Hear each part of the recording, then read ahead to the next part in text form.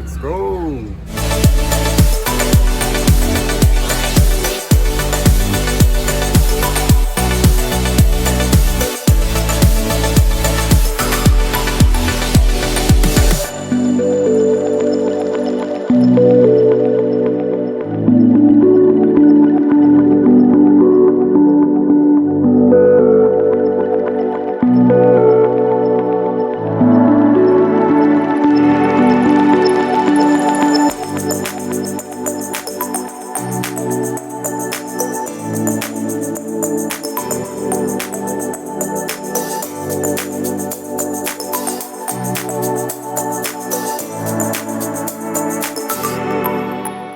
Gourmetlunch mitt ute i ingenstans,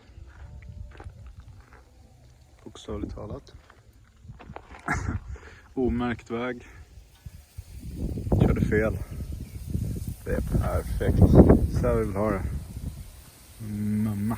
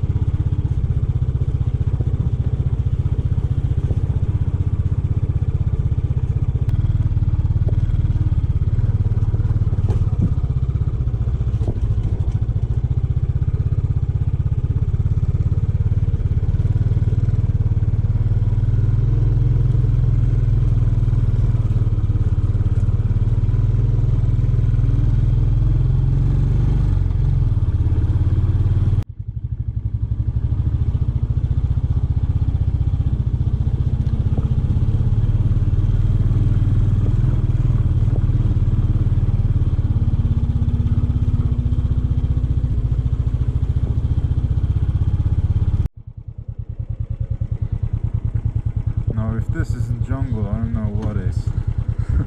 Several hours into fucking nowhere, and there's no road basically. It's been dusty as hell. No asphalt as far as I've gone. But yeah, I can do a couple of more hours. Unfortunately, I'm also sick. I feel pretty down on energy, and I'm freezing even though it's really warm, so something's up.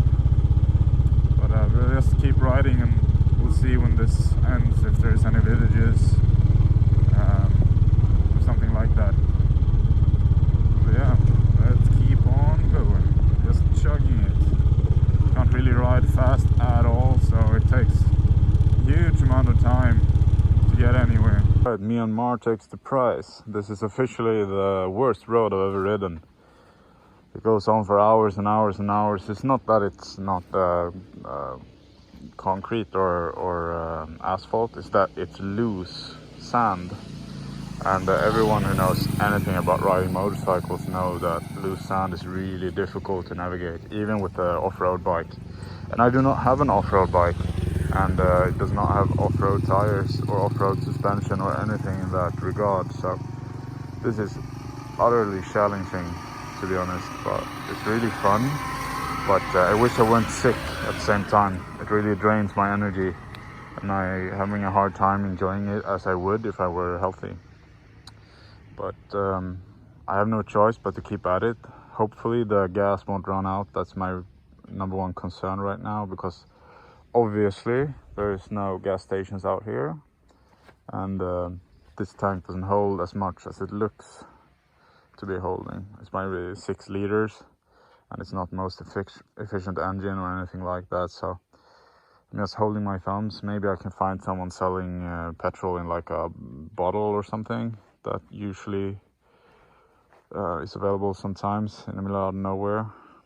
But yeah, I'm gonna keep at it.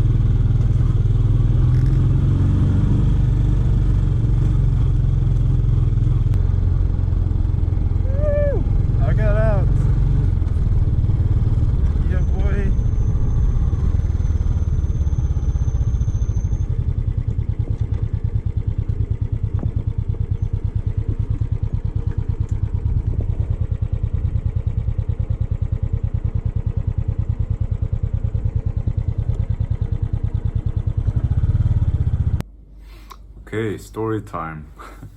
So what happened was I was riding this road, obviously, for about 6 hours, and I thought it was a road that my motorcycle rental guy recommended to me, but it seemed that we misunderstood each other, and I actually was riding into the no entry military zone, which it's not a good place to be as a foreigner. There's a lot of conflict there, armed groups.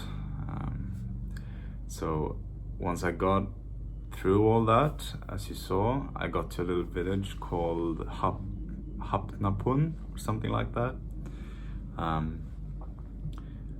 And I tried to find like accommodation or something, but I couldn't find any because there weren't any. I asked the local, it was like no. And then I just sat around for a while looking at my phone trying to find some solution. And this guy came to me, he spoke decent English actually, and he started asking me a lot of questions and wanted to look at my passport. And the military came with weapons and everything, also looking at my passport, talking to each other, asking me some questions, are you alone, and all sorts of stuff. And I was like, oh shit, this was a mistake, you know. And I asked him like, oh, where can I go? I need to leave.